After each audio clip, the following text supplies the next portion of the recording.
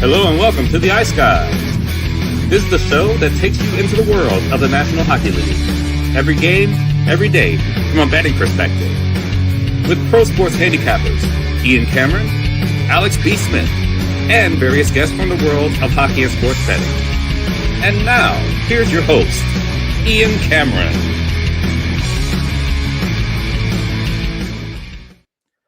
Welcome to the Ice Guys, Thursday, December 11th. Ian Cameron, Alex B. Smith, and we've got David from Raleigh, North Kakalaki back in the house for this Thursday edition of the show. And it's a huge Thursday card, 13 games on tap. And as you can tell, the founders of the Ice Guys have had been hit with the axe here over the last couple of days. Both of us getting our lids dealt with here over the last few days. So that's good to see. Fresh haircuts and hopefully fresh winners for you on this Thursday NHL card. But Alex, good to be back. Of course, we did the pre-recorded show because circumstances dictated we had to do it yesterday. But we're back live today and ready to rock on this Thursday. Yeah, absolutely. Looking forward to what should be a fun card. It was an interesting night last night as well, too. So we're going to kind of recap over that a little bit. But yeah, just been some interesting games and been fun. Some fun last couple of nights. We've seen 5 games with goals in the final seconds to tie up and lead to draws. So if you're in for draw season like we have been, it's been a lot of fun and a lot of profits. No doubt the draws have been phenomenal. We had another one with Seattle and LA in the late night hours last night, which was good to see.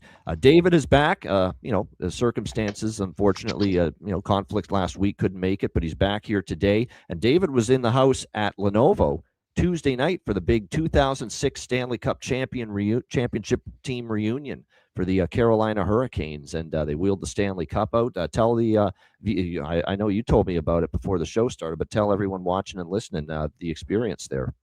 Oh yeah, that was awesome. On Sunday, actually, I got to during the Sharks game, I got to go take a picture with the cup and go hang out around it for a few minutes. And I mean, that was the first time getting to be close to it in person, and it's just a whole nother world than seeing it on TV. Best trophy in sports. Absolutely. Beat that to anyone. There's no argument to me. And there's so much character to it. It was awesome seeing all the guys I grew up with back on the ice, have the alumni game on Monday. So everything is good. Everything, fortunately, got the win on Tuesday. Wasn't as fun for the Sharks game, but excited to be back on the show today. Yeah, they lost to San Jose, but Carolina did bounce back nicely against Columbus on Tuesday night with the 2006 team in the house. Last night, I'll be brief with the recap. It was a lighter betting night for me. Like, everything was pretty small last night as far as the bets. Even the best bet, which was Florida, which cashed. Everything was pretty small as far as the wager size last night for me. Liked but didn't love the card. Rangers Blackhawks was a good job by Chicago, man. That was coming off a road trip. And to play the way they did, very solid 3-0 win over the Rangers, shutout victory for Spencer Knight, who was pretty solid in the game. I thought there was a good team defensive game, though, for the most part, from the Chicago Blackhawks, and probably an onus, to play better at that end of the ice when you give up, obviously, 6 goals to Los Angeles, 7 to Anaheim, at the end of that road trip. That's going to be a wake-up call for Chicago, and clearly the wake-up call, they responded to it. Nice 3-0 victory for the Blackhawks, coming off those 2 duds that they had over the weekend against the Ducks and the Kings to end that road trip. Detroit hangs on for dear life. It looked like they were going to breeze to victory, 4-0 at one point, but Calgary didn't go away. Cut the lead to 4-3, but that's as close as they would get. Red Wings hang on for the 4-3 win. I did have a piece of the over. So did Alex. We mentioned Alex's card yesterday on the show, and he had the over in that game, so good to see that cash. The best bet, there we go. Someone wanted to hear that sound. The Florida Panthers, 4-3 over Utah, which was nice. I'm telling you, the bet on signal, the buy signal for me is showing for Florida right now. It's a team that's obviously had the rough start to the season. It's a team that's obviously had a ton of injuries.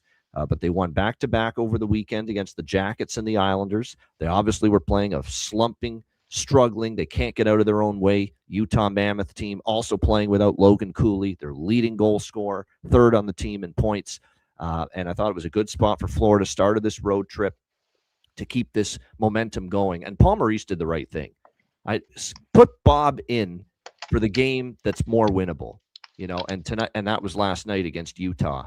So I like that call. You need points right now. You need wins to try to get back into the playoff race. So why would you save goalie Bob for the tougher opponent? Take advantage of, putting your best goalie in there against a team that's down and out right now.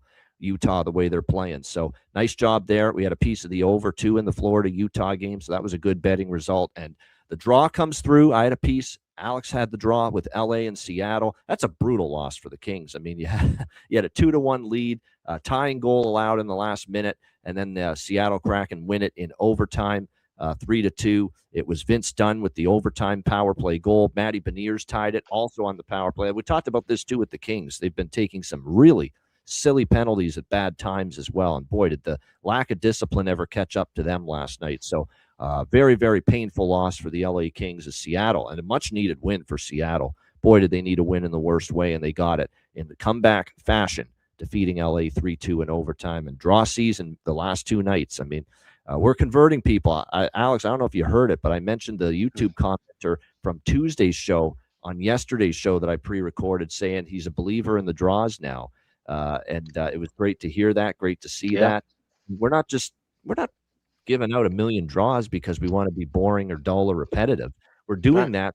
There's legitimate value and great prices and real edges with these bets and the frequency of games going past regulation. It's that simple. Yeah, absolutely. I mean, like I said, it's a pattern that we follow and prices that we like and quality profit. And like I said, you're going to have streaks with these things. You're going to have games where a week where you're going to have 10 draws and none of them hit.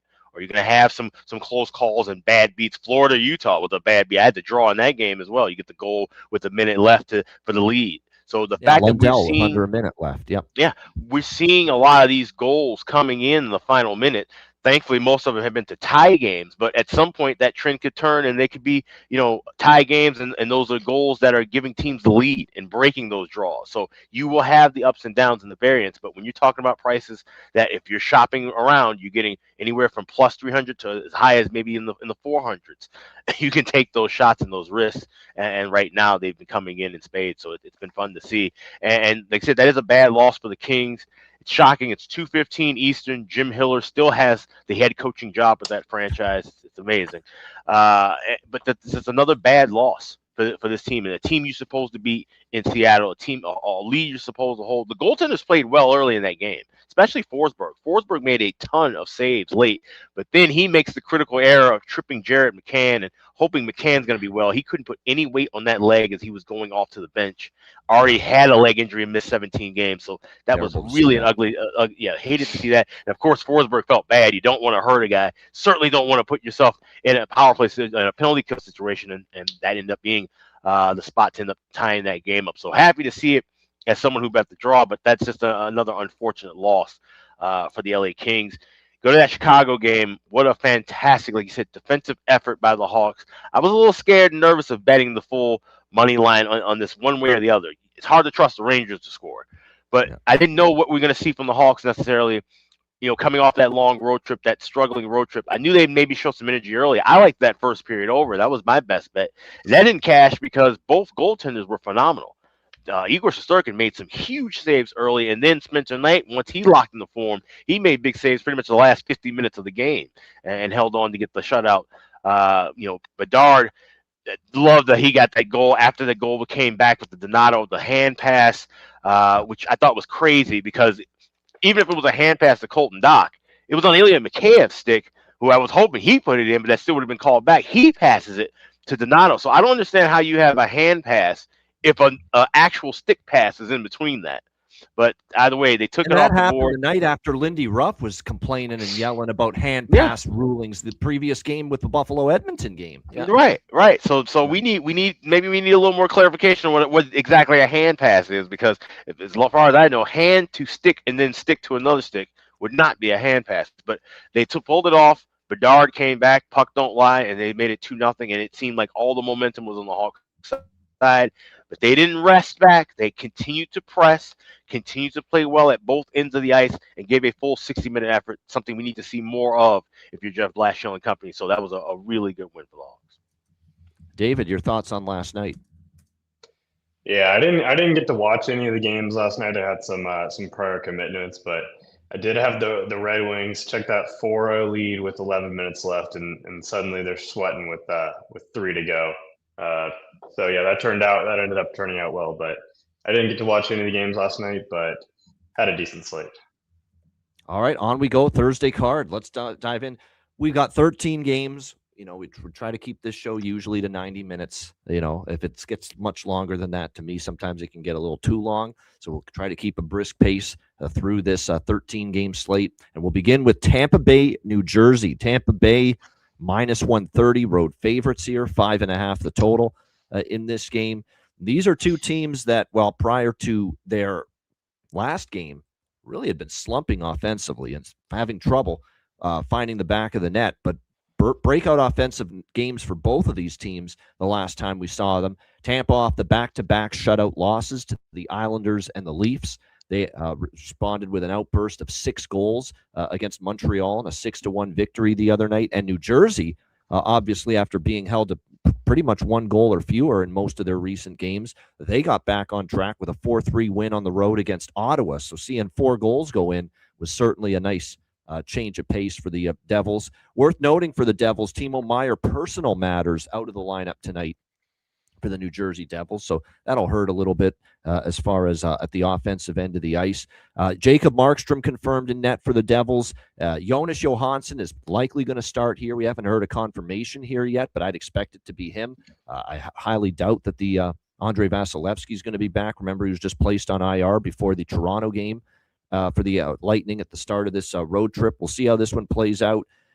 Just when they get Victor Hedman back, he's back on the IR again. He got injured against Montreal. Hate to see it because he just came back, the captain of the Tampa Bay Lightning, and now he's back on IR, and you're back to being without 3 of your 6 starting defensemen. No Chernak, no McDonough, and now Hedman back on the IR once again here for this Lightning team. But the good news is they got Point and Kucherov back at the beginning of this road trip, and after being a little rusty against Toronto, boy, did they both look a lot better against Montreal, making an impact offensively. The only bet I have here is a smaller scale bet, over 5.5, just because we're riding offensive momentum here. Teams that had struggled to score finally got their offense going in the last game. You're dealing with a 5.5. I have not loved, obviously, Markstrom's play of late in net for the Devils. Johansson's been good, but there's still an element to me that, if he keeps getting the start after start with Vasilevsky out, can he maintain this level of success in between the pipes? We'll see. I think at 5.5, there's value over, so I bet it accordingly. Alex, what do you think here? Lightning, Devils. Yeah, this is one I took a shot with the Devils. I got plus 115 money line last night. I think this could be a spot where we see Johansson get tripped up. He's going to be playing, like I said, the bulk of the games for the next week or so. Now, like I said, with no Hedman again, now you've got 3 of your 6 defensemen out. We're going to start to see goals here. So I do like the over by effective. I'll be waiting for that in game, getting better adjusted prices on 5.5 and that first period over. But I took a shot here with the Devils to get the win here as a dog. All right, good stuff. David, what are you liking here? Tampa Bay, New Jersey. I took Tampa minus 125 last night before the Timo news, and I like it even more now. I think we've kind of seen that the Devils kind of forget how to play without Jack Hughes in. 14 and 19 with him the last 2 years. Been a lot better, so much better with him in. 37 and 61 without him during his career. They've struggled, honestly. This has been a tough stretch of games the last couple of weeks. They've had the better expected goals at 5-on-5 in just 2 of their last 13 games. The whole team just kind of seems to shut down a little bit when he's not in the lineup. I don't think that's much of a secret, but I think Tampa gets it done. I applaud my colleagues here, Alex and David, one being on New Jersey and one being on Tampa, proving to me why I passed on the side in this game, because I think you can make good cases for both teams here in this spot tonight. But like I said, I'm staying off the side. Never really had a strong lean one way or the other here in this game. As far as props go for this one, I would look maybe at Gritschik here for the New Jersey Devils. Scored in the last game for them. Maybe a look as well toward Cody Glass repair, Cody Glass replace. He's streaky, and he got on the board for New Jersey in their last game as well. And you can get a pretty nice price there in that plus 700 range for Cody Glass for a goal prop tonight in this game. Tampa Bay, it looks like, too. One thing I've noticed is Nick Paul down to the fourth line. So, like I said, he actually has gone a few games without scoring. The main shakeup here is you got Hagel, Cirelli, Kucherov, you got Gensel, Point, you got Bjorkstrand. Like I said, I was looking at Paul again, but now that he's down to the fourth line, not interested. Bjorkstrand's ice cold. I can't take Bjorkstrand. I mean, he has really had a hard time offensively for Tampa, but he is on the second line. If you trust him to snap out of it, there's probably some value there. All right, Montreal and Pittsburgh. Got lots of storylines here. Pittsburgh minus 130, home favorite, 6.5 the total in this game. I talked about this on the the recap yesterday with Montreal after their loss to Tampa. Their defense has not been great, but there is way too many times for this hockey team. The routine save has been there to be made by either Dobish or Montembeault, and it's not getting made. The routine save is not happening. They're not getting it. And that's got to change. That has to stop right now.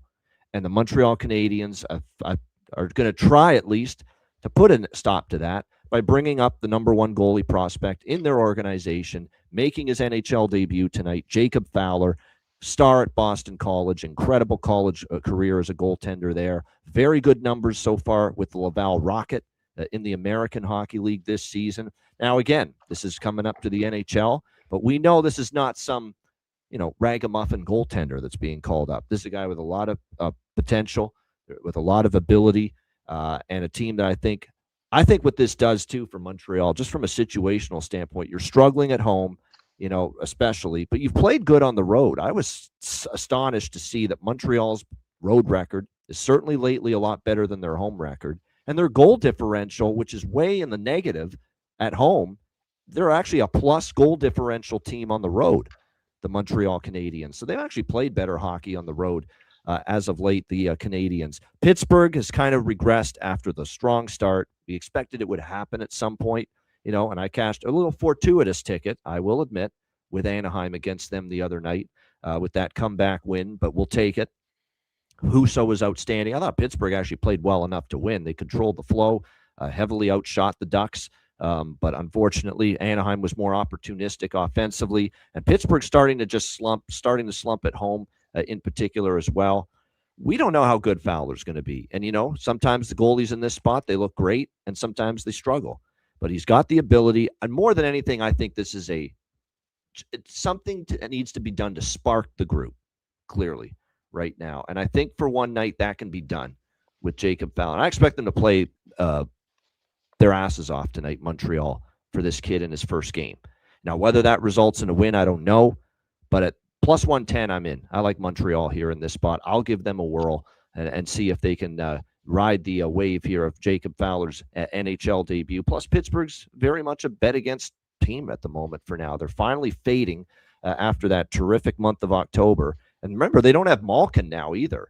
And it's a big deal because Malkin had been playing so well to begin the season for the Pittsburgh Penguins to begin the year. So I like Montreal now in this spot, this situation, plus 110. My only fear is Pittsburgh has dummied them in the series history, 6 straight. They've won over Montreal. I'm going up heads up against some pretty strong and dominant series history, but I like this situational spot. I like this price.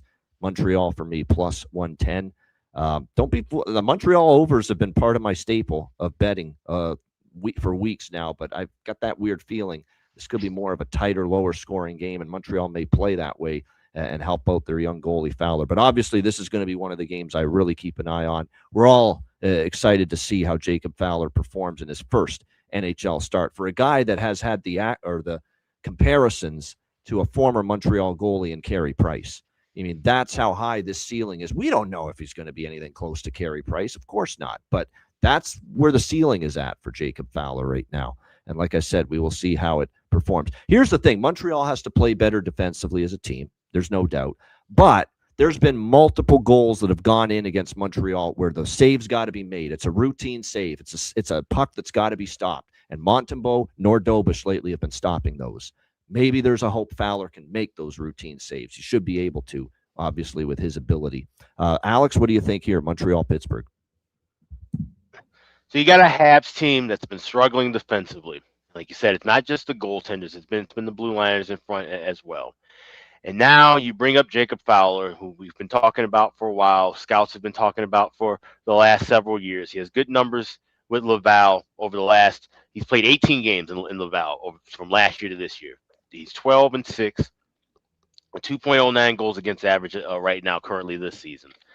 But you're putting so much pressure on him. I just read the tweet earlier today where March 1971, Ken Dryden, first start for Montreal against the Pittsburgh Penguins.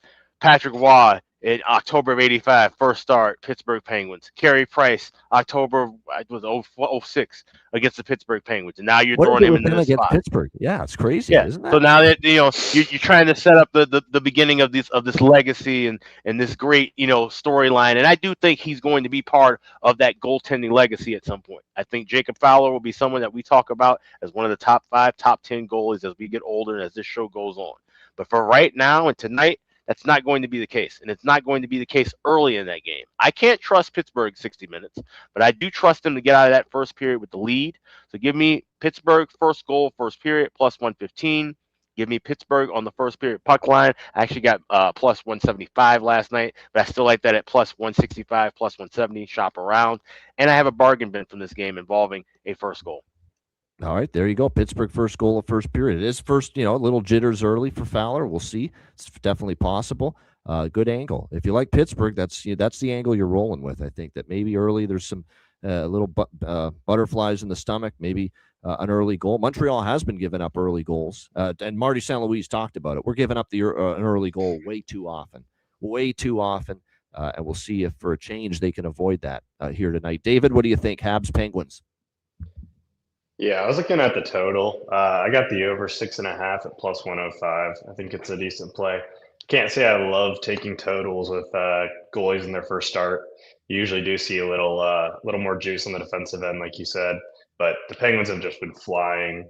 Their last 5 games are averaging 7.5 expected goals a game. The totals are showing that 4 of the last 5 have gone over. I think this is a tough matchup on the road, playing a super fast team. So I like the over. I don't love playing a goalie's first game taking an over, but I think we get 7. Tommy Novak, Anthony Mantha. There are a couple Penguin props I like, even though I'm on the Montreal side here in this game as far as money line's concerned. For Montreal, Zach Bolduc on the top line with Caulfield and Suzuki. And I'm sick of seeing this guy score for Montreal in games where I don't bet his prop, and I'm going to hopefully rectify that tonight. Oliver Kapanen for Montreal, who's on their second line for this game tonight, centering it alongside Demidov and Slavkovsky. And by the way, Owen Beck and Adam Engstrom, let's not forget these two guys. They were also called up with Jacob Fowler. Both of them will be in the lineup from Laval. Owen Beck centering the third line, and Adam Engstrom will be on the third D pair with Alex Carrier here tonight. It looks like Arbor Jacki, my Hamiltonian friend, will be a healthy scratch tonight for the Montreal Canadiens on the back end. All right, Ottawa-Columbus. We've got Ottawa minus 125 road favorites. The total here, 6.5 across the board. As soon as I saw Elvis Merzlikins confirmed in net for Columbus, my eyes lit up. He's been bad, man. He's been absolutely atrocious of late, really bad. And he's had moments like this and spurts like this and stretches like this where he's been really poor. This is one of the most poor runs he's had. And we've seen a lot of poor goaltending at times from Merzlikins, but this has been a bad run for him. As soon as I saw it, Ottawa money line, Ottawa team total over 3, full game over 6, minus 120. It's now 6.5, and total jumped to 6.5 right along with that news too. And I totally, fully agree with that. I think Ottawa can definitely find the back of the net. And you look at all the recent final scores of these Merzlikins starts. We've 7-6 against Florida, that crazy game over the weekend. 6-5 with Detroit. I mean, we've seen these 5-4 games, 6-5, 7-6, just track meets with Merzlikins. And the reason for it is because he's given up a lot of goals, and Columbus has given up a lot of goals with him in net. And then, of course, Columbus feels like, well, we got to push offensively because this guy keeps allowing goals. We got to score. Right. So it turns into these track meets, Detroit, Columbus, Florida. A lot of recent indicators of that. It's kind of weird because when Jet Greaves has been in net, this team's been playing under. And then with Merzlikins in net, they've been playing over. So that's what I like here. Sens money line, team total over split, and full game over 6 here. Just the full game over because some of these Columbus games have had first period slow scoring starts, and then it breaks open in the second and third period. That's been happening a lot, especially in the Merzlikins starts of late. Alex, what do you think here, Ottawa, Columbus? Yeah, I'm actually looking forward to watching an Ottawa-Columbus game, which that usually wouldn't be the case, but it's for betting reasons. Like I said, I think this is going to be one where we can jump in and grab some good value live. I think we can wait for a 6, maybe even get plus money on a 6. We can wait for that first period over. Not necessarily maybe even a 1.5. I could see this being a low and slow start that gradually turns into a back and forth battle. And the reason I can't take Ottawa money line is because of what you said. Columbus with Merzlikins, they have to play this fire wagon style of hockey. They might be able to keep pace with a team like Ottawa in a track meet. There's some other teams that I wouldn't necessarily be running to say, oh, okay, I won't take a side. I could back the team and fade Merzlikins, but this could be one where it is 6-5 and Columbus finds a way to win. I might even grab a little piece of the draw here as well. Oh yeah, like Ottawa's given up 3 goals or more. The Senators have. In 5 of their last 7 games. So they haven't been shutting the door either. Columbus definitely can find the back of the net here. Put it this way, and I want to make this clear for everyone because you're going to see these 3 bets listed on the Patreon page later. These are from smallest to biggest bet. Ottawa money line, Ottawa team total over, full game over. I like the Ottawa money line the least of the 3. I like the full game over the most of the 3. That's where I'm at, and I think Ottawa team total, and I have more personally on the Ottawa team total over than the Ottawa money line because I'm banking on Ottawa's production scoring wise more so than their defensive game tonight, which that's why I'm going in that direction. So again, I definitely like the team total over and the full game over more than I'd like the money line. The money line's the smallest of the 3 bets. Robert Carlson mentioned in the chat, the pattern for Columbus, the draw pattern has officially ended. We saw that two back-to-back and then a game off. It's been the last 2 games have gone without an overtime. So this might be actually a spot to grab maybe the draw. Yeah, it had to happen. You knew at some point that pattern. Amazing the pattern lasted that long. Yeah, it really was. Yeah, you knew eventually it had to come to an end. David, what do you like in here? Sens Jackets. Yeah, I'm with you guys. I took the Senators -110 last night. I honestly like it even more at the -120, -125 with Elvison. I mean, he's a great guy. I was sitting at the game in warmups. He signed a stick for a kid and threw it over. Oh, he's a wonderful human being. I mean, he's a great guy, but I hate ripping. But obviously, Jet is just so. Right, I mean, we talked about it on the a few times on the shows before. Jet is borderline elite. Yeah, I think it's just a pretty massive difference with Merzlikins in net. The Senators in December they got a +7 expected goal differential at even strength. Columbus with a -10 expected goal differential in December. I think it's just 2 teams trending in different directions. I know the Senators are off 3 straight losses, but they've still played pretty decently in those games. I like the Senators here a lot. Good stuff. As far as props go for me here in this game, there's probably still some value with Zetterlund on the top line for Ottawa, Perron on the second line for Ottawa, Columbus-wise for goal props tonight. Marchenko being back the last few games has certainly made a difference. And Boone Jenner, the captain, is back. And I'm feeling him maybe for a goal tonight, coming back into the lineup for the Columbus Blue Jackets here. Batherson, a lot of people liking Batherson here. Ask Jackets teammates about Elvis. Don't think they will share the same opinion. Interesting, says Jonathan. He's fiery and he's too emotional. Here's the thing about him. On the ice, you're right. It's almost like he's probably laid back, good guy off the ice and all that, like David said. But I think maybe there's elements of him a little too fiery, a little too emotional. Because I've seen it when things aren't going well. He sometimes is starting to yell at the refs and, he's bad body language and he's showing that anger and he's showing that frustration. And that can sometimes lead to some of the issues he keeps having as far as consistency in net, So I think there's a lot of that in Elvis right now. Yep. You think about a guy like a Spencer Knight who, kind of went to therapy to battle and combat those things and get those in check. You wonder if a guy, and he's a guy who's been through therapy as well, of course, for other things. But that kind of balance of emotions. And we've seen that with goalies historically. Sometimes it works in their favor, but sometimes it can be a little rocky at times managing that. It's tough when a guy comes in like Jed and is also he's playing so well. That too. And of course, then it eats away at a guy that's already battling to stay in the net and battling with his confidence and realizing, holy shit, I got to play well now. Look at the way this guy's playing. Jet Greaves for Columbus. So not an easy situation. All right, Carolina, Washington. Carolina -115, road favorite, 6 the total. There's not really much for me to say on this game because I'm passing on it. Nothing. No bet. No bet pregame. It's a great game to watch.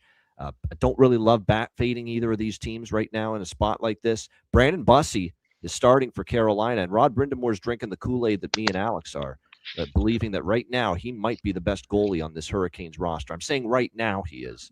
When Freddie Anderson's, playing better, a year or two ago, maybe you could say he's still better. But right now, Freddie's had a tough year. Kochetkov still trying to find his game, coming back from an absence. Right, all Bussey's done is win.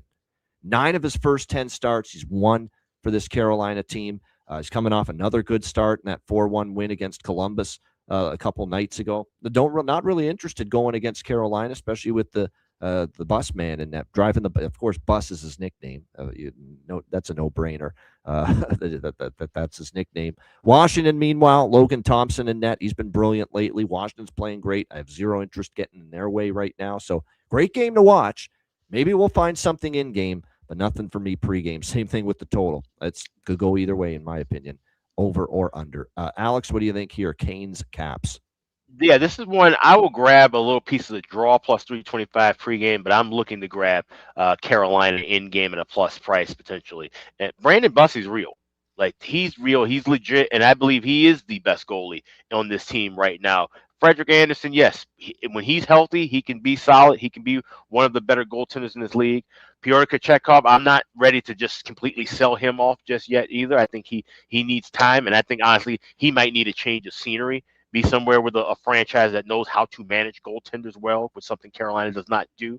But Brandon Bussey, I think, is legitimate, and I think at some point in time, this could be the beginning of him taking over the #1 reins down there in Raleigh. So I like Canes to get the win here. I think it goes past regulation, so I'm going to be looking for a plus money spot. Maybe this will be a good game live for looking for next to score as well. I can see back and forth goals going back here. All right, David, of course, your team. What do you think here tonight for them, Canes and Caps? Yeah, I like us tonight, honestly. I think in that first meeting, we were the better team, obviously lost 4-1. But, I mean, Bussey being in net, I said that I saw one of his first starts. Washington beat him in Carolina earlier this year. They did. That's true. I mean, the Canes did kind of dominate that game, had 5 expected goals to 2, I think. But, I mean, Bussey in net, he's fantastic. He reminds me a little bit of Cam Ward, 2006, coming in and winning the Cup 20 years later. So who knows? But yeah, I like the Canes here. Trying to speak that into existence. I see what you're doing. Yeah. If I say it enough, it'll manifest. But yeah, the Canes have played pretty well in all the last 9 games. Didn't show the best effort against the Sharks, but have had a positive expected goal differential in 9 straight games. Caps have had a negative at even strength in 8 of the last 9. I think the Caps are a good team, but I think the Canes show some feistiness, a little bit more energy with Bussey, and I like the Canes to get this down at -110. Yeah, Jordan Staal, the captain of the Hurricanes. I mean, he's scored now in back-to-back games for this Carolina team, being used a little bit more on net front presence on the man advantage. That's a great observation that Robert had the other night, 100%. So might ride the wave that is Jordan Staal. You can get plus 400 thereabouts as far as him to score a goal, back-to-back games with one. Protas for Washington has scored in back-to-back games. So those are a couple of props I'm going to certainly be dabbling in here for this game. Staal's the one that I really, he is. He's what a power play. Yeah. What a world, Jordan Staal on the power play one. I mean, he's in there to win the faceoffs because we couldn't keep the zone on any power plays because we're not winning any faceoffs. So he's in there for that. Then they'll throw somebody like Blake in there to mix it up. But he's made the power play a lot better, being able to hold the zone. Yeah, no question. And we've certainly seen that's why I got to give Rod credit. We gave Rod a lot of grief when he took so long to put Nikishin in there in the playoffs last year, but you got to give him praise when he does the right decision, makes the right move, and he's certainly done that to try to enhance and boost this Canes power play, which has been uncharacteristically poor. And even their penalty kill has not been nearly, as dominant. But again, Slavin, when he comes back, it's obviously the numbers on the PK are going to go up. There's no question about that. All right, next up, we've got Anaheim and the New York Islanders. Islanders -125, home favorites, 6.5 the total in this game. That was a great game. That was a very back-and-forth fun game with Vegas and the Islanders the other night. Islanders victorious, of course, 5-4 victory over the Golden Knights.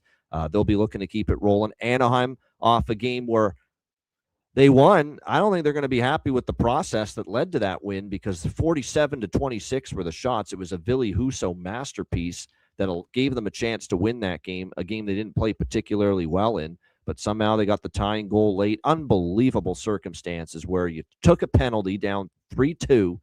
You got a face-off in the Anaheim zone, the defensive zone, with like 10 seconds left, and somehow you get down the ice and you put it a shorthanded goal in to tie the game with a second left. Unbelievable. And then, of course, Anaheim won in the shootout, but we'll take it. I'm back on the Quackers tonight. Anaheim plus 105 tonight. They've been good in the road dog role. And when you look at the Islanders, and Jonathan Davis often looks at road dog, not just the road and the home record, road dog versus road favorite, home dog versus home favorite. Sometimes there's a difference in how teams perform in those roles. The Islanders have been an amazing home underdog lately. Look at these big wins and good teams they've beaten as a home dog lately. Tampa, Colorado, Vegas in their last game, all as home dogs, but as home favorites, when you're playing, quote unquote, lesser teams, even though Anaheim's not quite a lesser team anymore, they're still, not looked at as a Colorado or a Vegas, for example. The Islanders are just 1-5 in their last 6 as a home favorite. So they have not been great in this home favorite type of role going as of late. And a little bit of a bonus here for the Ducks. They get David Rittich, not Ilya Sorokin in net. Now, Rittich's been better, certainly this year, than he's been in the past, but Sorokin's form's been so good that, you still look at that as a slight bit of a drop-off, even with a David Rittich that's playing better. Ville Husso's back in net following his great performance the other night, 4-1 in his last 5 starts for Anaheim. So give him credit. They've needed Ville Husso to step up with Dostal and Mrazek still on the IR, and he has done that for this Anaheim team, and the great young firepower that this Ducks team has done the rest. So, yeah, I'm back on Anaheim here, plus 105. I have a smaller over bet just because Anaheim's been 8-2 to the over, crazy over team of late. I don't love the 6.5 or love betting a 6.5 right now with the Islanders, but I am on the over just because they've been such a strong over team. But I like Anaheim even more than that. Money line plus 105. Draw lean, but there's other draws I like more. Alex, what do you think? Ducks, Islanders. I like this draw. I grabbed this last night. Got plus 333 over at BetMGM. FanDuel still dealing most of their draws below 3-1, but something I did play over there was a parlay over 5.5 alternate total combined with the draw. Move that up to plus 515. I like goals here in this spot. I could easily see it be another game where you could maybe take a shot with a 3-3 or a 4-4 correct score as well. But I do like the draw here. Give me one with the Islanders. Yeah. I think over Anaheim draw. I think that trio of bets, all of them worth a look here. David, what do you think here? Ducks, Islanders. Yeah, I love the over here. I got the 6.5 at minus 105 last night. Honestly, like it even more without Sorokin in net. The Ducks are, over the last 4 games, they've just been flying. 8 expected goals a game. They've had the overhit, and I think you said 8 out of 10. I think 6 of the last 7. Yeah, I mean, they're just not afraid to give up chances both ways. The Islanders are starting to open it up a little bit more as well. Yeah, I like it with Husso net. I know he had a great start a few nights ago, but I think that's kind of skewed his numbers. He's still not Dostal, and yeah, I like this over 6.5. I could definitely see the 3-3, 4-4, maybe even 5-5 expected goal or goal draws, like you were saying.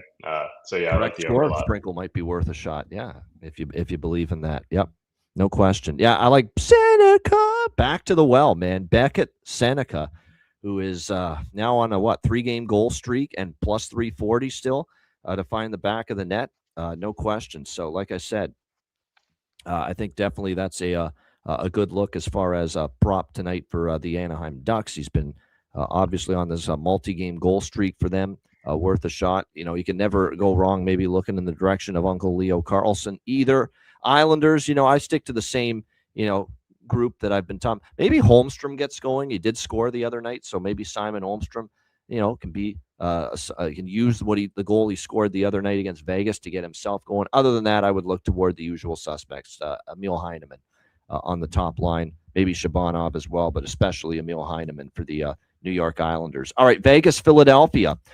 Vegas minus 150, road favorites, 5.5 the total. We were getting all psyched up for the Carter Hart facing his old team here, but that's not going to happen. Bruce Cassidy opting for Akira Schmid to get the start in net here for the Vegas Golden Knights, probably because he's just getting back, and he's already dealt with a lot, Carter Hart, off the ice, like, putting the I don't know what it is, the pressure or the stress, if you will, of starting in Philadelphia, when you're just trying to get your feet wet back in the NHL. Maybe they just didn't want to put that on his plate here tonight against the Flyers, but it'll be interesting to see because he'll be on the bench, and they've been saying, what's he going to hear from the Flyer fans? That's going to be the interesting question when he's sitting on the bench here, backing up Akira Schmid here tonight. This is dog and draw for me. You're going to give me Philly at this price with Vladar in net, especially. And Vladar is kind of usurped Ersson as far as the superior goalie right now for the Flyers. I don't mind taking them at these prices. Vegas now, as the road trip goes on, they finally travel because they were in the Tri-City area 3 games in a row, Rangers, Devils, Islanders. Now they finally have to travel a little bit at least. And then you talk about them coming off and the Flyers have been playing some very competitive hockey at home of late, good home record as well. I think there's definitely some value with the Flyers at this price, plus 130. I like that. But what I like even more, I like this draw. This is arguably my favorite draw on this Thursday card. Makes a lot of sense. 2 of the last 3 for Vegas have gone past regulation. Philly is no stranger to games that have gone past regulation. We've seen some overtime and shootout games head-to-head recently between these two teams as well. So everything adds up. All the flags, all the indicators are there that the draw is very much live in this game. So draw and the Flyers here for me. Alex, Vegas, Philly. Yeah, it's the classic Alex B double for me. I got the first period over, minus 115 last night, and I like that draw as well, plus 333. Yep, good stuff. All right, draw is this is my favorite draw, no doubt.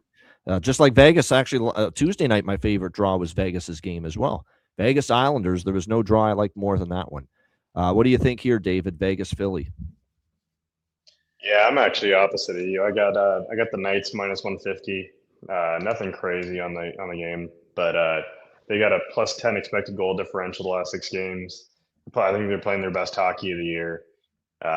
It's tough to lay it against Vladar right here, but yeah, I'm laying the minus 150. Nothing crazy, but I think it's a good play. It says a lot.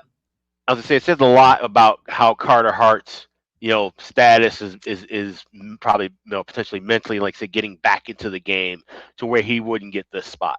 Because even though he had played the last couple of games, you said you need work, you want to get the rust off of him. We know he's played well in Philly, but like you said, this is a Philly crowd that's going to be very harsh, like they always are. This is the group of fans that boot Santa Claus, after all. So you didn't want to throw him in there, but it makes you wonder. At some point, is he going to, become that guy that's going to, take the reins as the number one, or are they just going to continue to roll back and forth with him and Schmid, as a 1A, 1B tandem? Because I think this might have been a game where if you put him in and he gets a win, you could build that confidence and ride with him as the number one. So I do think it's a bit interesting that they are going with Schmid, even though he's played well too. So. Yeah, no doubt. Like I said, very, very interesting. Yeah, of course. Philly crowd is a rough and tumble bunch. We know that. Just look at what they do to the Philadelphia Eagles. Like the Chicago game at home on Black Friday was ridiculous. And I know they're slumping now, so maybe now they've got a reason for being upset. But the Bears-Eagles game, that's a team that at the time had lost 2 games all season. And there they are booing the hell out of their team that won a Super Bowl last year, just because they were down, 7-0 in the first quarter to Chicago in that game. Like, shut the fuck up. Yeah. It's like there's times to boo, and then there's times where you're totally absurd and asinine doing it. But that's what you get sometimes from Philadelphia. They're very tough. They are very tough. You can win a Super Bowl, and then the first drive of the next season, 2 sacks and a fumble, and they're booing your ass. I mean, that's what you get from that fan base sometimes. Like I said, they're as tough as it gets on their teams. There's no question. All right, next up as we continue along here, we've got, San Jose, Toronto. We got the Leafs, big favorites here, minus 200 home favorites. The total 6 shaded to the over. This was 6.5, but under money showing up. And I can't say I argue with it. Toronto's been an under machine lately, playing good team defense.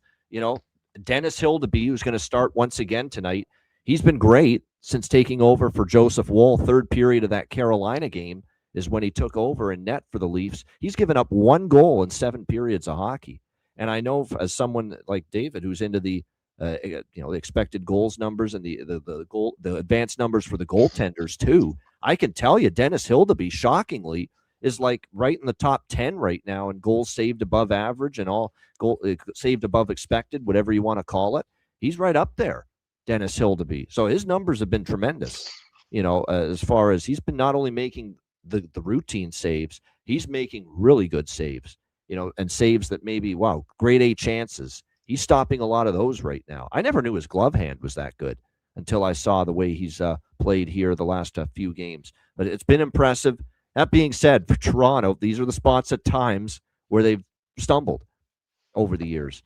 And they come off Montreal and Tampa in back-to-back games, and they play Edmonton on Saturday. So that's a little bit tricky. We'll see how this one plays out. Nedeljkovic is in net for San Jose because of the fact that Yaroslav Askarov remains out due to the illness for San Jose. So again, they've been trending under. They've been playing good team defense. I'm not stepping in front of that now, but I am going to take a small shot on the Sharks and maybe the draw here as well. Dog and draw in this game. And the reason for that is because San Jose has been in this off a loss win, off a win loss pattern lately. Off a win, they've been losing. Off a loss, they've been winning.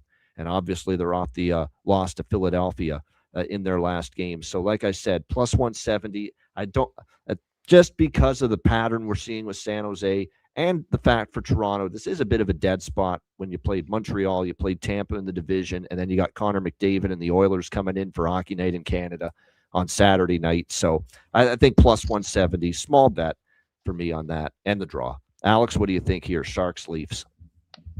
I took a shot here with first period, both teams to score.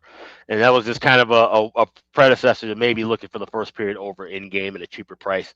If I don't have time to do that, I feel like we could see the Sharks at least push back. We've seen them get goals early. We've cashed with that first goal, first period, or first period goal looks at with them as a dog spot. So that's just kind of my way of playing that. But I do think they could give up some goals here as well. I'm not running to back San Jose in this spot. I can see this feels like a game where San Jose maybe starts off early and then Toronto gets things rolling. They find a 4-2, 5-2 kind of a win. Yep. So it's a pass for me on the side. I'm also going to bet a live first period over, not full game, just first period over because of that San Jose run. I think it's 11-2 right now for San Jose, the run to the first period over in their last 13 games. So, but I'm not going to bet it now. It's a little too pricey. We'll wait for something live during the first period. Couple good goal props. Dakota Joshua, 5 goals and 9 against San Jose. Jonathan looks at player versus team, player versus goalie stats when it comes to player props and goal props. So if you buy into that, that's not bad. We have to bet Colin Graf. It is that simple. We simply must have Colin Graf to score a goal tonight on our card. It's that simple. He's up on the top line with the Mac attack, Macklin, Celebrini, and Will Smith. He's now scored in 3 straight games for the San Jose Sharks, and you're still getting outstanding prices north of plus 400 on Colin Graf to score. Not the 600 we got Tuesday with the bargain bin, but still a great price. Got to bet it. Colin Graf, red hot right now for the San Jose Sharks at this point in time. And then for Toronto, I will throw in there tonight. Jonathan mentioned Dakota Joshua. I think I will throw in just because, look, they put Dakota Mermis on IR, so they're now without Mermis and Carlo, so they had to call someone up on the blue line. Henry Thrun, who is a former Shark. Yes, he's played a handful of games for the San Jose Sharks. Now playing with Toronto tonight, his first regular season game with the Leafs, Henry Thrun. So just for, shits and giggles, former player angle, Henry Thrun at a crazy price. The price is wild for him because he's just going to be a depth third pair defenseman tonight for the Toronto Maple Leafs. But why not, with him facing San Jose? And I think it's just coincidence. They needed to call him up. He's playing well with the Marlies. That's why they called him up. But yeah, plus 2,000 at FanDuel. Henry Thrun to score a goal. Why not? Just a couple bucks on that. 20-1. Henry Thrun for Toronto against his old team. San Jose. David, what do you think here? San Jose, Toronto. Yeah, I like Toronto laying 1.5, and I like Toronto in regulation. I think minus 125 or so. The Leafs they gotta win now. Honestly, they got Matthews back. They're starting to turn around a little bit. They're looking a lot better. Hill to be in net is probably their best option. I think Nedeljkovic is a decent sized downgrade from Askarov right now, to be honest. I think the Sharks are in kind of a weird spot. I think we've seen with a lot of these kind of supposed bottom feeder teams earlier in the season. They've had a lot of hype, a lot of energy, and performed very well. I think this is about the time of the year when they start to trend down a little bit. Yeah, I like the Leafs minus 1.5. I know the Sharks got the better of them in both games last year as well. So not sure if they're thinking about that, but I think the Leafs get a good win here. It was over a span of 3 seasons, 119 games played for Henry Thrun with San Jose, and a grand total of, like I said, he didn't light the lamp a ton, but nevertheless, like I said, I just had it up here. Where the hell did it go? But yeah, like I said, 119 games in 3 seasons with San Jose, 5 goals in those 119 games. But like I said, you're putting a couple bucks on it. And it's goofy enough to where this would be a spot he scores. Yeah, it would be. It would be just, I've seen it before. Like, whoa, all of a sudden, whoa, he actually did score against his old team. It's crazy. I've seen it at least a handful of times and it's crazy how sometimes that can work out. But obviously the one that I really like on the San Jose side is, of course, the Red Hot Colin Graff, who's just been absolutely outstanding for them of late. All right, next up, we've got those are all the 7 Eastern games, okay? Every game we've talked about so far is 7 o'clock p.m. Eastern. Where's the 7:30 p.m. games, God damn it? Where are they? Why are we not, like, staggering these times a little bit? Come on. Yeah, we take the what's the Tuesday thing? I can't even think. The Frozen Frenzy thing? Yeah. We take it for granted. Yeah, no shit. I mean, that's just bad job right How am I there. going to watch 10 games at once? But. Yeah, exactly. And then when it's quartered, we're all sitting there like a bunch of dopes at 7:50 p.m. Eastern time because there's nothing to watch. Everything's Right. intermission. Everything's intermission. Yeah, at the same time. Yeah. It's Oh my God, ridiculous. There's no explanation for it. All right, Boston and Winnipeg. Winnipeg minus 160, home favorites. The total 6 here in this game, pretty much across the board. So this total's already skyrocketed. I got in at 5.5 to the over here. Bruins are scoring. I mean, 4 or 5 goals in every recent game for Boston. So certainly their offense is in good form. Winnipeg, and the issue with Winnipeg still is their defensive game has plummeted. The goaltending is not as, reliable and dominant with Connor Hellebuck out. Eric Comrie can be up one game, down the next. It will be Eric Comrie tonight. Jonas Korpisalo will get the start for Boston. He's had a couple decent starts the last couple times we've seen him, but still a bit of a drop from Jeremy Swayman with the way Swayman's played this year for the Boston Bruins. So I like this over at 5.5. The 5.5s are all long gone. It's 6 now across the board. This total went up immediately when Korpisalo was announced in. But like a 6, I still like the over enough to bet it. At 5.5, I certainly liked it even more. I bet Boston last night plus 140 because I just figured Winnipeg's not a minus 160 type favorite that I trust to lay with right now.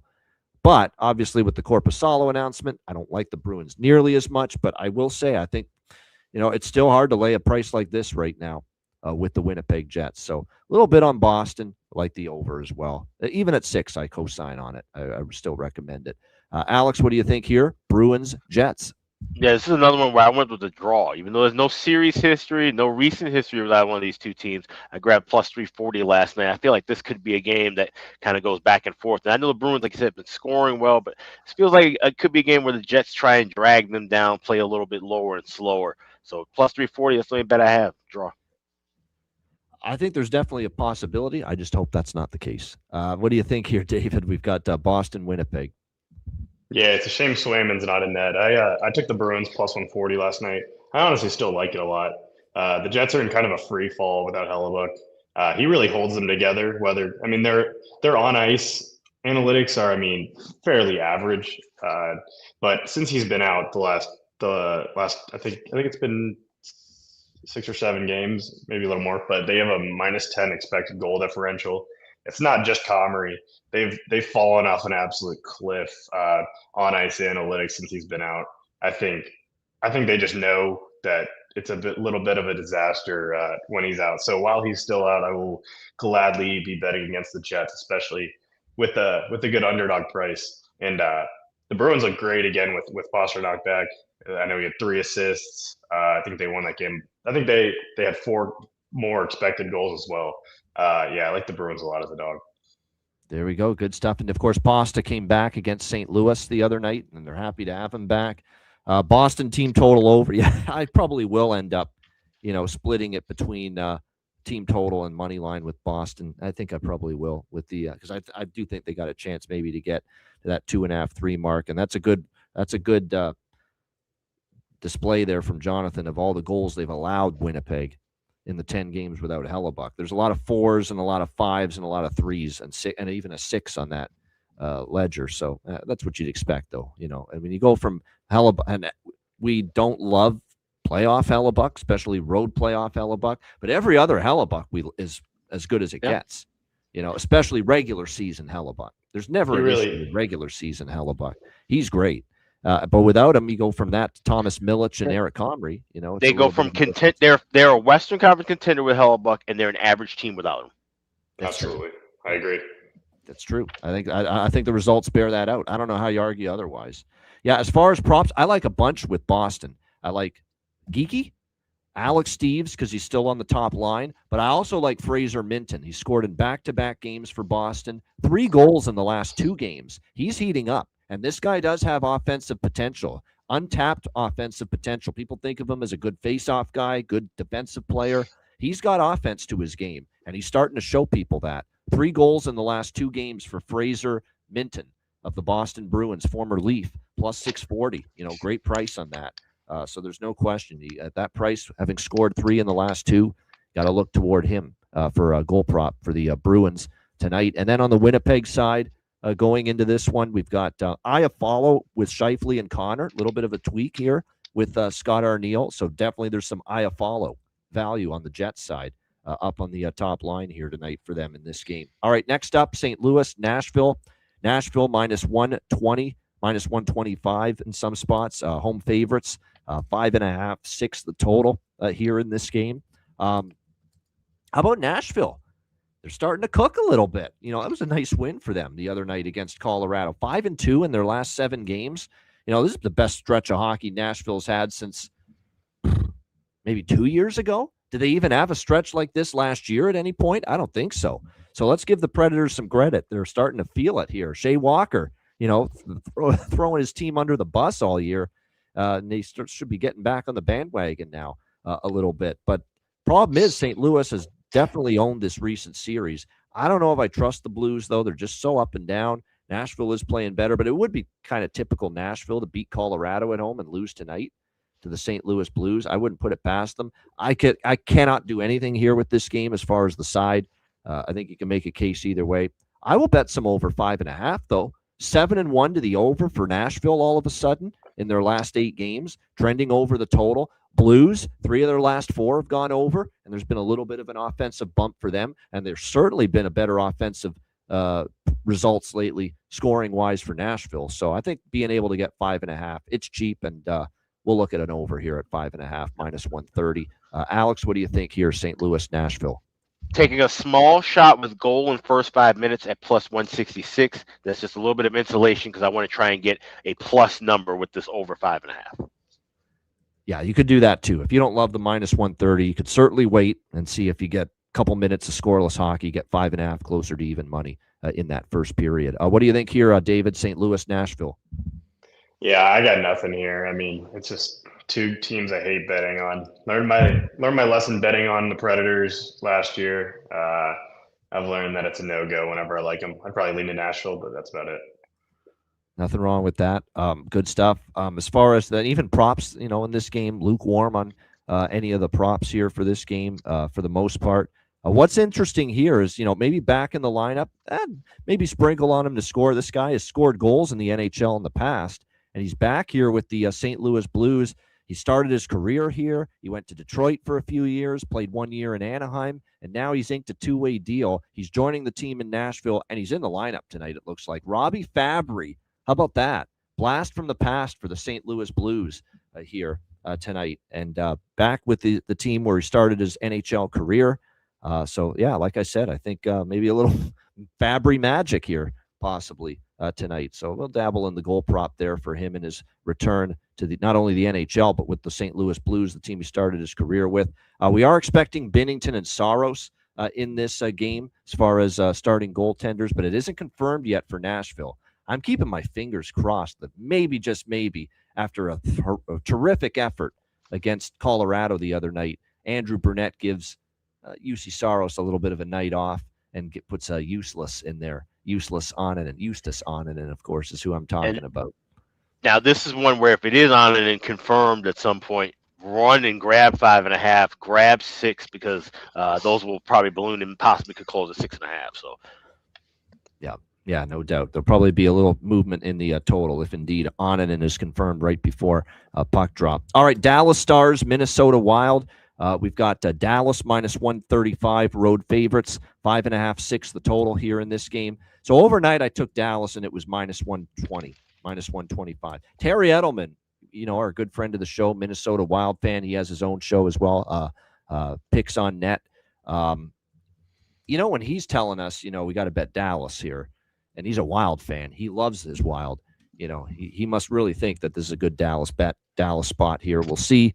I wouldn't love recommending them now because this actually got to minus 145. There's been a little Minnesota buyback here. It's a tough spot for Minnesota, right? They're off a road trip that ended with a win against Seattle. I could see them coming out a little bit sluggish. I certainly have a better price. I have about 10 cents, 15 cents better price than what's out there right now on the Dallas Stars. One thing, though, that Jonathan brought to our attention is in a lot of these Dallas wins against Minnesota, many of them have been by margin. 2 goals or more, and in a lot of cases, 3 goals or more. So what I will recommend is, it's not a bet I've made because I'm just on the money line, but I don't love recommending the money line now at this price. I would say take a shot with a minus 1.5 here maybe on the Dallas Stars. And what I do at plus money, and what I do like here is Dallas first goal of the first period.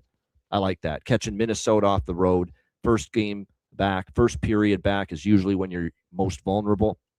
So Dallas first goal, first period, I think that's plus 115 at FanDuel. Pretty solid price. I like that. I think they can jump on Minnesota, get that opening goal early in the game. And I don't even mind it if it's Wallstead in net either for Minnesota because, he finally had a loss. Let's see with a little adversity strikes how the kid responds. He's good. He's been good.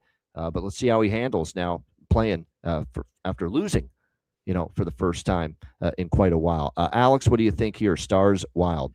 Yeah, this is a really good live game, but I will grab some of that pregame as well. Stars first goal, first period. Could definitely see Dallas trying to get the pace early, take the crowd out of it, and then can kind of go from there. But this could be one where I maybe see that over come in as well. So maybe I'll look for that live over at 5.5. Kind of wait for that to creep into plus money territory as well. So good live game for sure. No doubt. Okay, it is Gus. Okay, Philip Gustafson in net for Minnesota. David, what do you think here? Dallas, Minnesota. Yeah, I'd probably lean to Dallas. I think they're playing their best hockey of the year, but the last 4 games they've had a pretty easy draw. They played the Jets, who are struggling, the Penguins struggling, the Sharks struggling, and the Devils without Hughes are struggling. So yeah, I'd probably lean to Dallas, but no play. All right, good stuff. Prop wise for this game, not a whole lot for me standing out in the props for this Dallas and the Minnesota game, other than for Minnesota we've talked about. Now there is a shakeup here. Zuccarello. Now on IR, still without Rossi, Foligno, Yurov, Tarasenko, if you want to trust him, sometimes you can't find him with a telescope on the ice for the Minnesota Wild, but he is on the top line with Yurov and Kaprizov, trying to find some Russian magic there, the Russian triumvirate for John Hines there on the top line. Yurov's the one would be more interested in as far as a prop shot there in that game. Boldy with some good first goal stats, according to Jonathan as well. So maybe in those 2 directions on the Minnesota side. For Dallas in this game, of course, we've talked about, Rope Hintz has had a nice run of late. Sam Steele's chipped in. I'm never against maybe looking in his direction. Of course, the red-hot Jason Robertson, who's been tremendous. So those would be the main candidates for props for Dallas. All right, we got 3 games left. Next up, we've got Florida, Colorado. Colorado minus 230 home favorites here in this game. The total sitting at 6.5 shaded to the under. I was lined up had Colorado beaten Nashville. I really would have liked this to maybe take Florida first goal, first period, jump on Colorado coming back home off the road trip, and plus another thing that makes sense is Florida early in this game is the momentum angle. They've won 3 in a row.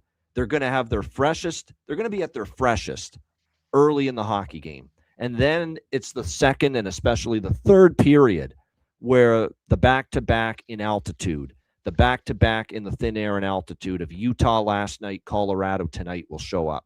So if you like Florida, I'm still tempted by Florida in that first goal of the first period. I still might sprinkle on it here in this game against Colorado, and then maybe look at Colorado live if they're trailing at some point here, because I could see Florida starting strong, fading as the game goes on. And we know for years watching Colorado at home how much they have poured it on, as the game goes on. And that could be 2 times 10 here against a Panthers team that's playing back-to-back in altitude. And we'll be starting, of course, Daniil Tarasov here on a back-to-back after giving Bobrovsky the start last night in that game. Mackenzie Blackwood will get the start for Colorado. That's not at all a surprise. They're going to be cautious with Wedgwood, the concussion spotter. Removed him from the shootout against Nashville the other night. I thought that was crazy to do that. Didn't seem that big of a deal, but nevertheless, he was removed, and they're being cautious with Wedgwood, so it'll be Mackenzie Blackwood starting here for Colorado. I think I might dabble in that first goal, first period. Certainly going to get a great price on it. Florida first goal, first period in this game. Anything else I bet in this game will be live. Alex, what do you think? Panthers, Avs. I grabbed an over 6 at -115 last night, and that's pretty much the only thing I would look at would be over 6.5. You can get it even money. Maybe just play it small or just try to wait in game. But I do like goals here, especially with Tarasov potentially starting for Florida.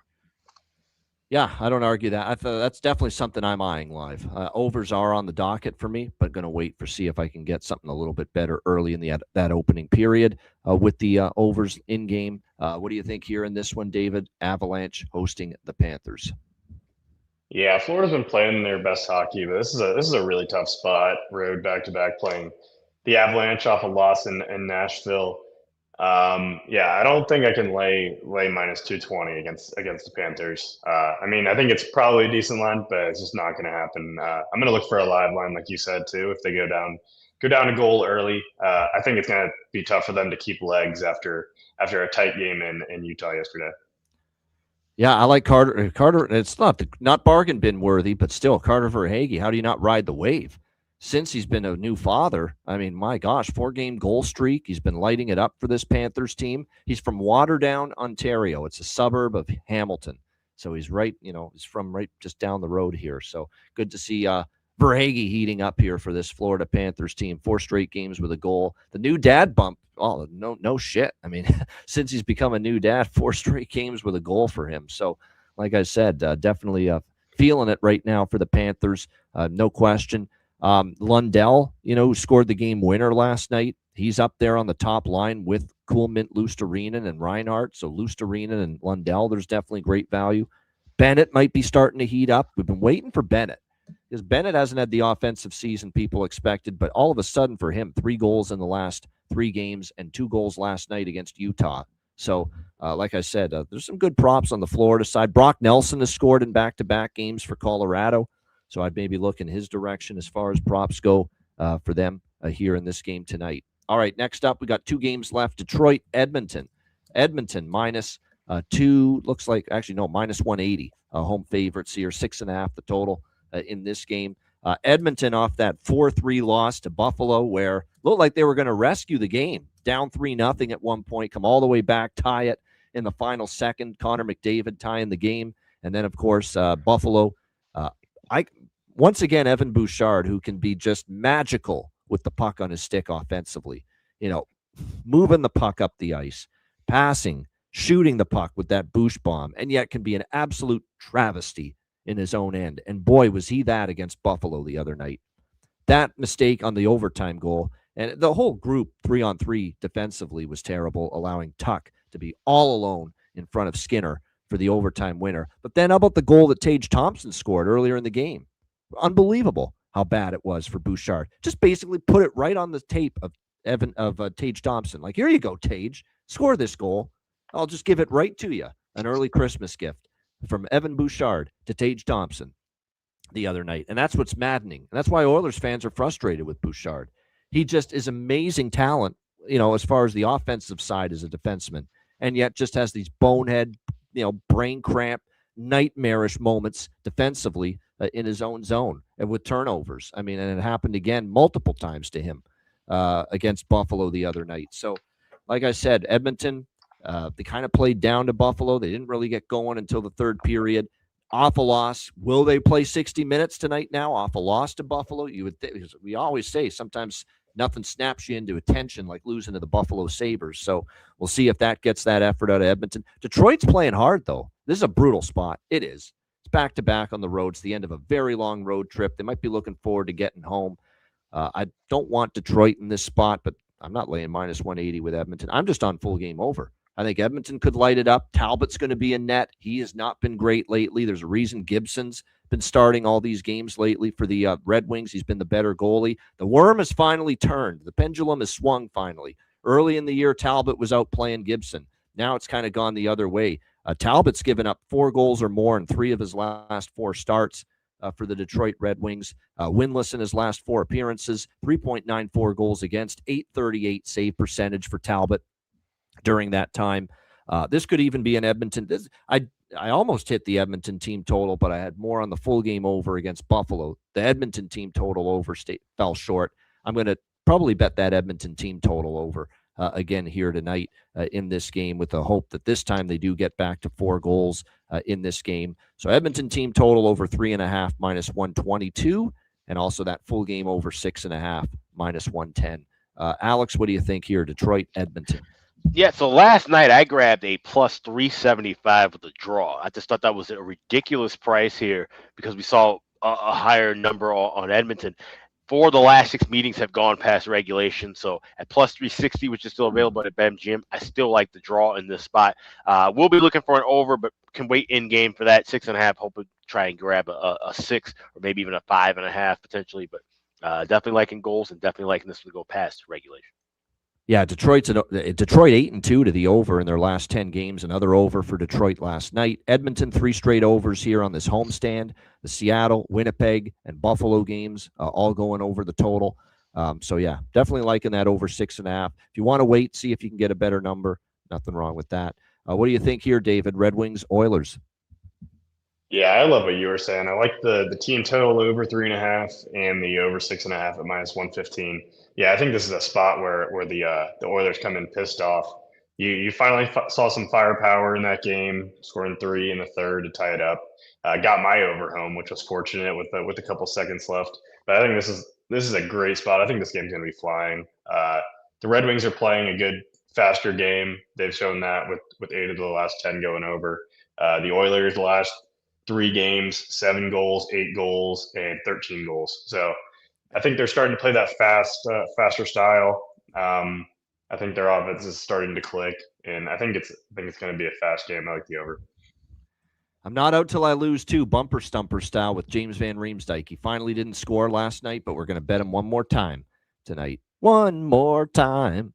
We're going to hopefully celebrate with a JVR goal tonight here in this one. Still getting over plus 500 as far as him finding the back of the net for Detroit. You guys have talked me into the draw too. I'm going to sprinkle on the draw. Yeah. Alex did, and Jonathan did with this stat. Edmonton is 4-0 off a home loss with the next game at home, but 2 of those games have gone to overtime. Yeah. So I said in the chat, the three games I like for draws the most. Number 1, Vegas, Philly. Number 2 is Ducks, Isles, and number 3 is this one here with Detroit, Edmonton. Yeah. I'm not a big trends guy, but the Oilers overs are also 10-3 at home. I think that does matter a little bit. I think they show a little more firepower at home. I think I saw something or I actually went back and looked further into it too, and I'm pretty sure with the it's something like 29-10 long term for Edmonton to the over on home ice. So it's really been strong longer term. You mentioned 10-3, David, just the last 13. I think it's something like 29-10. Yeah. Really strong. More firepower, better ice. Yeah. Papa John's. Yeah, better ice, better scoring, Papa John. Like a yeah, better pizza, better this, better that, Papa John's. Yeah, good stuff there. No question. All right. So yeah, as far as Edmonton, I think there were a couple because I definitely want to have some Edmonton props in the portfolio tonight because I think they're going to score. Probably go over their team total. Savoy on the second line. Podkolzin, got them that big goal in the third to get them within one. He's now scored 2 of the last 3 games playing with Draisaitl on that second line. So those are a couple of the good value looks as far as player props on the Edmonton side here tonight in this one. All right, our final game for this monster Thursday slate: Buffalo Sabres, Vancouver Canucks. We've got Buffalo minus 115 road favorites, 6 the total here in this game. There's no friggin' chance I'm betting a side in this game. I mean, my goodness, Buffalo off a win. No, thank you. I do not have much faith and confidence in this team off a win, especially a big win, especially the kind of win when Lindy Ruff is saying stuff after the post game of that 4-3 win against Edmonton, saying, I'm so proud of these guys. They battled, they fought through every element. That's fat and happy written all over it going into Vancouver tonight. And I don't want that out of a mediocre, less than mediocre team like the Buffalo Sabres hearing that shit. I want a team that's motivated, that's fired up, that's pissed. Like they were after the Calgary game. That's why they won against Edmonton. They were pissed. They were embarrassed for how they played against the Calgary Flames. So and that's why they came out storming and they played a pretty good game. Give them credit. Now they're feeling good again, feeling their oats again. I don't want to lay a price with Buffalo on the road off a win like that, talking like that, how good they feel now. That's usually when Buffalo falters. The problem is, how can you make a case to put your money behind the Vancouver Canucks right now, with everything that's going on there? I mean, it's been a disaster. They just got shut out by Detroit on home ice. That's hard to do. It's just a bad situation all around. Every time I see Quinn Hughes talk to the media, looks like a lost puppy. Early in the year, like he lost his puppy, I should say. And then when you look at the defensive game for Vancouver, which was terrible early in the year, and they've kind of rectified that, been a little bit better defensively, and now they can't score. They've been held to 2 goals or less in all 5 of their losses during this 1-5 skid in their last 6 games entering tonight. What we do know is for Buffalo, it looks like we are going to see Ukko-Pekka Luukkonen in net, or are we? We might see Alex Lyon, actually. I'm starting to see his name. Yeah, it is Alex I think Lyon was confirmed. Yeah. Yep. Now, here's the thing with Alex Lyon. This carousel of goalies with him, Colton Ellis, and UPL. Alex Lyon hasn't started in a game, I believe, in quite some time. He got into the Edmonton game the other night because of the Colton Ellis injury. But as far as starting, it had been since November 28th was the last time he had started. The numbers for Lyon haven't been as good this season either. Entering tonight, we've seen 3.22 goals against, .899 save percentage for Alex Lyon entering this game tonight. Not great. For Vancouver, it is the returning Thatcher Demko. For how long, we do not know. But at least for tonight, he is back in net for the Vancouver Canucks. By the way, Brock Besser, game time decision. He's shown up on the injury report, although he's been struggling of late too for the Canucks. But Thatcher Demko will be back. He's missed the last 12 games with that lower body injury. 2.8 goals against, .903 save percentage in his 10 appearances. But again, this is a guy that hasn't played in 12 games, and we haven't seen him in quite some time. And I worry about that early goal going in against Thatcher Demko tonight, possibly. So what I do like in this game, well, I wouldn't bet my mortal enemy's money on a side in this game. I can tell you that right now, because I don't want Buffalo and I don't want Vancouver. But what I do want in this game, give me the first period over in this game. Just the first period over. This is the Carter Hart theory once again. Remember Carter Hart against Chicago, that Vegas-Chicago game? We said he's been out for a while. He hasn't played in a long time. He could be susceptible to giving up an early goal. And I think that could be the case for Thatcher Demko here tonight in this game after not starting in 12. So I think there's a chance Buffalo can get on the board. And I certainly think Vancouver, off a shutout loss to Detroit, there should be onus on them, to try to get something rolling offensively early in this game against this Buffalo Sabres team as well. So I like that first period over That's the only bet for me pregame here, Sabres and Canucks. Alex, what do you think here, Buffalo, Vancouver? I'm just going to play it safer with Buffalo score first goal, first period. I think, like I said, getting the same theory, kind of getting at Demko early and often, and then from there I can make adjustments, grab first period over, grab Vancouver next goal, and work from there live. But I like Buffalo to get that first goal, the first period, plus 115 price at FanDuel. Yeah, it's been exactly 1 month, by the way. November 11th is the last time we saw Thatcher Demko in action. So it's been exactly 1 month out for him, and now returning to the crease here for the for the Vancouver Canucks. Yeah, that's ridiculous, Rich.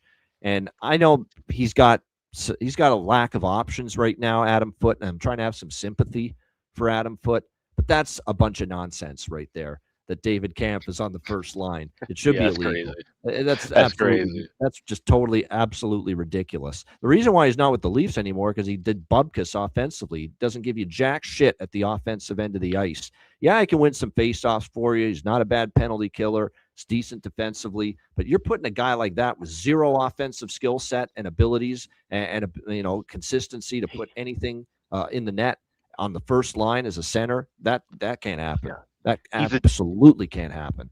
The dictionary definition of a fourth line centerman.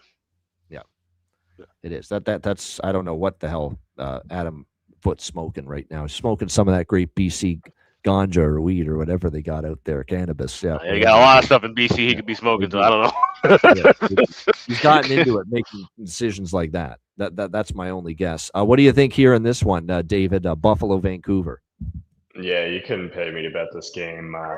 Demko coming back. There's so many uncertainties. Bad spot for the Sabres off that dramatic win against the Oilers. Yeah, there's just nothing for me.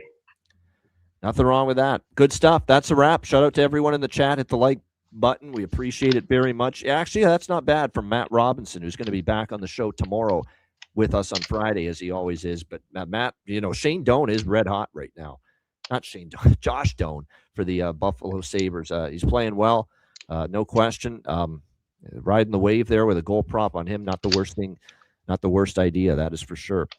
Great stuff. Check out wizardsportspicks.com. Speaking of Matt Robinson, he's there. Alex is there. I'm there. Check it out, wizardsportspicks.com. It's been a great run on the website. Absolutely tremendous numbers.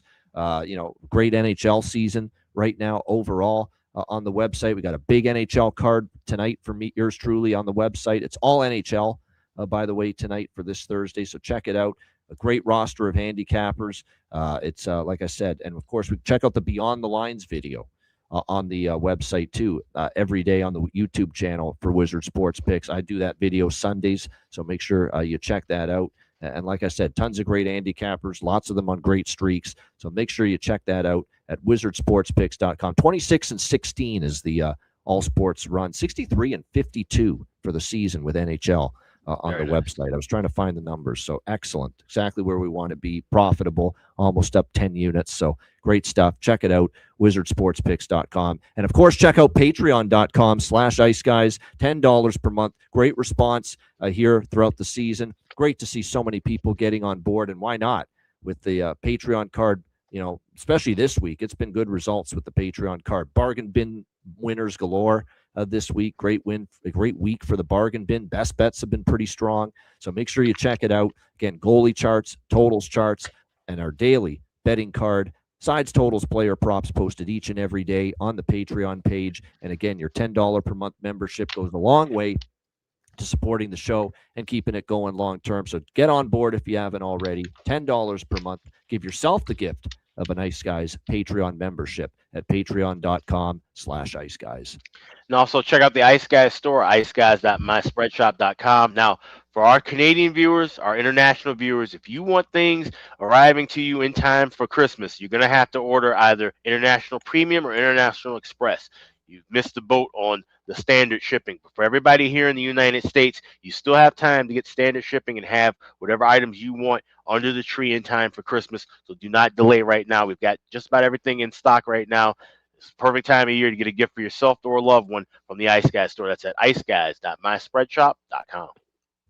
the clock is ticking, so make sure you get to the store and make sure so that you can get your gear and your merch before Christmas morning. And yes, next Tuesday, it's our Ice Guys Live Betcast / Christmas party, if you will. Going to be a lot of fun. Next Tuesday, December 16th, 7 o'clock p.m. Eastern Time. Looking forward to it. Our final live betcast of the year. So make sure you check that out. 7 p.m. Eastern next Tuesday. Open to everybody. Looking forward to that. All right. Bargain bin special of the night and best bets coming up right after we hear from our great Ice Guy sponsors.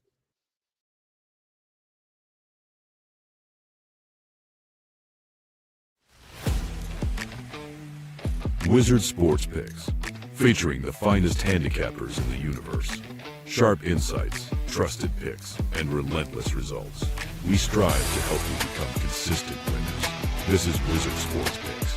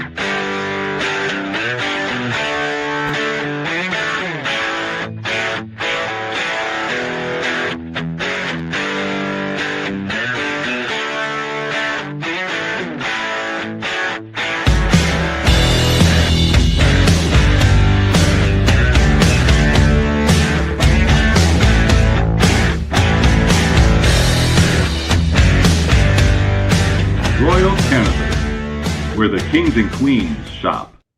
Thanks to all our sponsors, including Royal Cannabis. Check it out, royalcannabisshop.com, 20% off with promo code ICEGUYS. All right, bargain bin special of the night for this Thursday. Oh, man, 13 games. Certainly lots to choose from. Alex, bargain bin special of the night. What do you got? Yeah, let's head to the Steel City. Got the Penguins taking on the Montreal Canadiens and the highly anticipated debut of Jacob Fowler in goal for Montreal. I believe the Penguins give him a rude awakening early, and I think that comes from one Mr. Kevin Hayes. Kevin Hayes, first goal of the game, 18-1. You can grab that at FanDuel. That's my bargain bin special for this Thursday. There we go. Kevin Hayes for the Pittsburgh Penguins. First goal, 18-1 for Alex B. Smith with his bargain bin special of the night. I was going to throw it to David, but I think David's screen froze. There you go. Yep. So we'll get David back in just a moment. Oh, there he is. Great timing. There we go. There he is. He's back. You're back. You got us? I don't know if he can hear us, though. Can you hear us, though? No. No audio. All right. I will go with my bargain bin. We'll get back to David in a sec. I'm doing Colin Graff again. It's a no-brainer. Have to. Colin Graff, San Jose Sharks, looking for another game here with a goal for them. Plus $4.50 is the best price out there right now with Colin Graff entering this game. Again, plus $4.50 is what we're looking at. And I'm also going to go with, it's actually a Leaf connection because I'm taking someone against Toronto, and that's Colin Graff plus $4.50. Give me Fraser Minton for Boston plus $6.50. For him to find the back of the net. 2 games in a row with a goal for the Bruins. I love the price. 3 goals in the last 2 games for him. Plus $6.50 at DraftKings.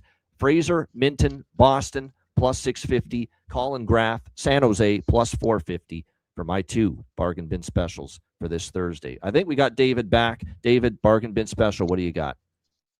Yeah, sorry, my computer decided to crash during the ad. Oh, we've been there. The songs were too fire. I like Jackson Blake anytime goal scorer for the Canes tonight.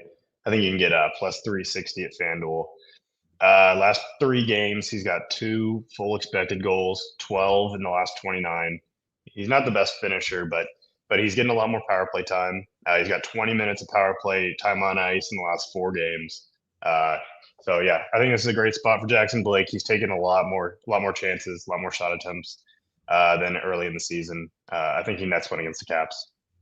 Good stuff. I almost went with Jordan Staal in that game from your team the Carolina Hurricanes. Almost went with Jordan Staal for bargain bin, but I still like it. It's still a bet, plus 400, but can't give out 10 best bargain bins. I like to keep it to 2, but yeah, Jordan Staal was certainly on the radar as well for bargain bin special, but I ended up going with Minton and Graff. All right, best bets. Alex, what do you like for best bet? Let's stick around in the Keystone State. We'll go to Philly this time. Got the Flyers and the Golden Knights, and it's not the Carter Hart return party. It would be Kira Schmid in that, but I like this game to go past regulation. Give me the draw here, plus 333 available at BetMGM with Vegas and Philly. That's my best bet for this Thursday. All right, there it is. Vegas, Philadelphia, draw, plus 330 for Alex with best bet. David, what do you got, best bet? Yeah, this was a tough one to pick. There's a lot I like tonight, but I think I'm going to join you with the Oilers team total over 3.5 at minus 120. I think this is a great spot for them to put up some goals. A little frustration after that Buffalo loss. I think it's a bad spot for Detroit. I think we see the Oilers blow the lid off the goal and net 5 or 6. All right, there we go. Edmonton team total over 3.5, minus 120 for David with his best bet. My best bet, I'm going to stick with sides. I mean, there's a lot of totals I like tonight, but the sides now are starting to roll. I've had 2 back-to-back best bet winners with sides. Anaheim on Tuesday, Florida last night over Utah. Got to play that music. I'm doing it. In his debut, I like Montreal tonight. I got that good feeling for them. Going on the road, getting the job done, rallying around this kid, getting away from home. They've been better on the road lately. Bleu, blanc, rouge, le Canadien, le Canadien. Montreal plus 110 against Pittsburgh here. I like the Habs here to rally around this situation. Pittsburgh is starting to fade again. So Habs plus 110 for my best bet. Shout out to everyone in the chat. Hit the like button. We appreciate it very much. Very much looking forward to this big Thursday card. David, good to have you back. Great job as always. A reminder, the Ice Guys is live 7 days a week, Monday to Friday, 2 p.m. Eastern, Saturday, Sunday, noon Eastern. If you can't watch the show live, download the Ice Guys podcast in audio form on all major podcast platforms. For Alex B. Smith and for David C., I'm Ian Cameron. Have a great Thursday. Enjoy the games and good luck. And we are back tomorrow, Friday. Matty Robb in the house as well, 2 p.m. Eastern for another edition of the Ice Guys.